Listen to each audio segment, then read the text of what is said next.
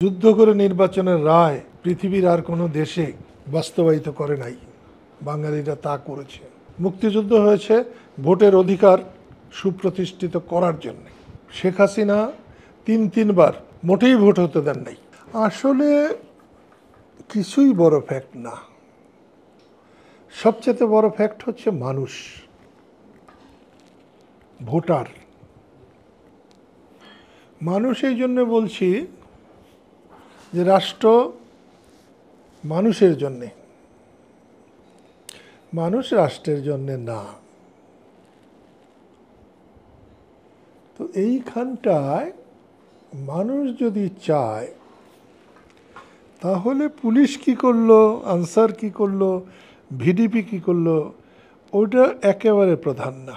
একেবারে প্রধান হচ্ছে মানুষ। এখন তো ঘোরার আগে গাড়ি আবার জুড়ে দেওয়া হয়েছে, বলা হচ্ছে 12 কোটি ভোটার। যদি 12 কোটি ভোটার হয় তাহলে জনসংখ্যা হওয়া উচিত 24 কোটি। 16 কোটি বা 18 কোটি মানুষের 12 কোটি ভোটার হবে না। এখানেও একটা কেমন যেন তবে একটা জিনিস বলবো, গত 50 বছরে, 50 কেন 70 বছর ধরেন পাকিস্তান থেকে আমাদের এই ভূখণ্ডের সবচেয়ে বড় সমস্যা হচ্ছে নির্বাচন। মানুষ নির্বাচন চায়, নির্বাচনে কিছু হোক বা না হোক মানুষ ভোট দিতে চায়। আইয়ুব খান এসে বুনিয়াদী গণতন্ত্র করে মানুষের ভোট হরণ করেছিল, তার পরিণতি ভালো হয় নাই। আইয়ুবের মতো লৌহ মানব তাকে মাটির মানব বানিয়ে ছেড়ে দিয়েছে এই দেশের মানুষ। আইয়ুব খানের পতনে শতকরা 90% কৃতিত্ব হচ্ছে পূর্ব পাকিস্তানের মানুষের, পশ্চিম পাকিস্তানের মানুষের অতটা কৃতিত্ব না। এরপরে ইয়াহিয়া খান নির্বাচনের রায়কে মানে নাই। যুদ্ধ করে নির্বাচনের রায় পৃথিবীর আর কোনো দেশে বাস্তবায়িত করে নাই, বাঙালিরা তা করেছে। আজকে যে যত কথাই বলুক না কেন, মুক্তিযুদ্ধ হয়েছে ভোটের অধিকার সুপ্রতিষ্ঠিত করার জন্য। বঞ্চনা ছিল, অবিচার ছিল, কিন্তু ভোটের নির্দেশ মানুষের চাওয়াকে ওরকমভাবে পদদলিত না করলে ওই সময় পাকিস্তান ভেঙে যেত না। শেখ হাসিনা তিনবার মোটেই ভোট হতে দেন নাই। যদি ভোট হতো শেখ হাসিনার পতন হতো, 5 বছর পরে শেখ হাসিনা দ্বিগুণ জনপ্রিয়তায় আবার ক্ষমতায় যেত। করেন নাই, সেই জন্য এটা হয়েছে।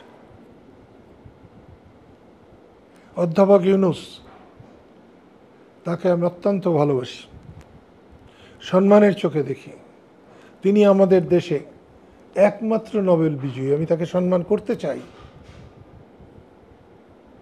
কিন্তু তার গত 1 বছরের রাষ্ট্র পরিচালনা, সেই সম্মান পাবার মতো অবস্থায় তিনি সর্বক্ষেত্রে থাকতে পারেন নাই। বঙ্গবন্ধুর বাড়ি ভেঙেছেন, এটা যদি ওনার জ্ঞাতসারে হয়, ওনার অনুমোদনে হয়, তাহলে উনি এক সময় পৃথিবীর সবচেয়ে নিন্দনীয় ব্যক্তি হবেন। আর এটা যদি উনি ফিরাতে না পেরে থাকেন, সেটা অন্য ব্যর্থতা। কিন্তু ওনার সমতা যদি হয়ে থাকে, তাহলে ওই যে হালাকু খান, চেঙ্গিস খান, তাদের যে হয়েছে, ওনার তার সাথে খুব একটা ভালো হবে না। বঙ্গবন্ধুর বাড়ি যখন ভেঙেছে, আমার তখন মনে হয়েছে আমি ওনার জন্যে 5 বছর, কম করে 5 বছর, এমন কোনো দিন নাই যেদিন পাহারাদারের মতো কাজ করি নাই। তা না হলে ওনার অর্ধেক গ্রামীণ ব্যাংক মাটির নিচে মিশিয়ে দেওয়া হতো। আমরা সেই সময় ডক্টর কামাল হোসেনের অনুরোধে আমি উল্কার মতো ছুটে বেরিয়েছি, ছায়ার মতো তার পাশে দাঁড়িয়েছি। আজকে 1 বছর কয় মাস, 1 মাসের মতো, 1 মাসের মতো আমরা একটা নিবন্ধিত দল, তারা বলছেন সব দলের সঙ্গে আলোচনা করছেন। আমাদের তো একবারের জন্য ডাকা হয় নাই।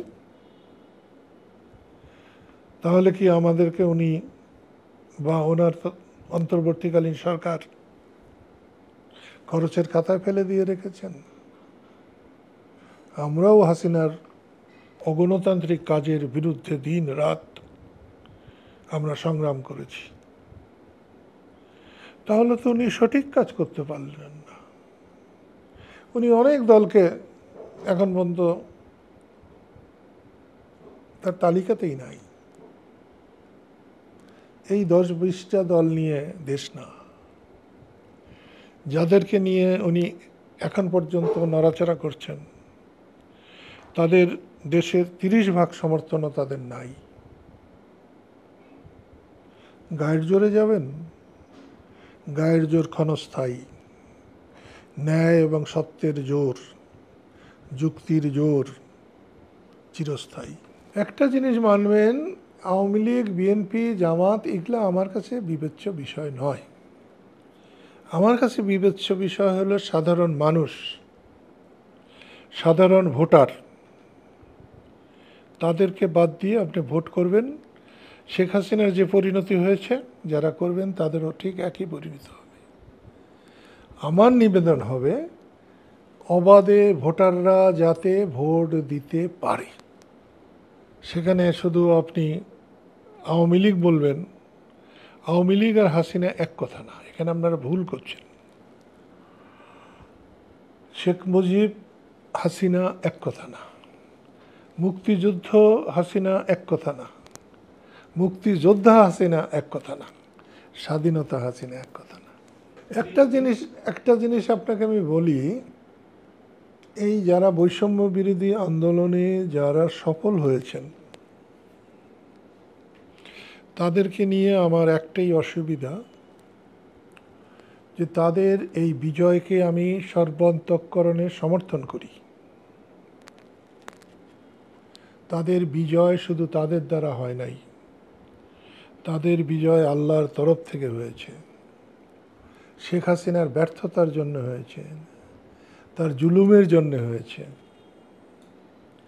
যারা এই বিজয় অর্জন করেছে তাদের পরবর্তী কার্যকলাপের জন্যে যদি তারা ব্যর্থ হয়, তাহলে ভাবিকালে আজ থেকে আবার 25 বছর পরে যে স্বৈরাচারের উদ্ভব হবে, তার বিরুদ্ধে যে জনগণকে দাঁড়াতে হবে, এরা ব্যর্থ হলে 25, 30, 50 বছর পরে আবার যে আন্দোলনের প্রয়োজন হবে, মানুষের মুক্তির প্রয়োজন হবে, এদের ব্যর্থতা সেই তাদের মুক্তির পথে বাধা হয়ে দাঁড়াবে।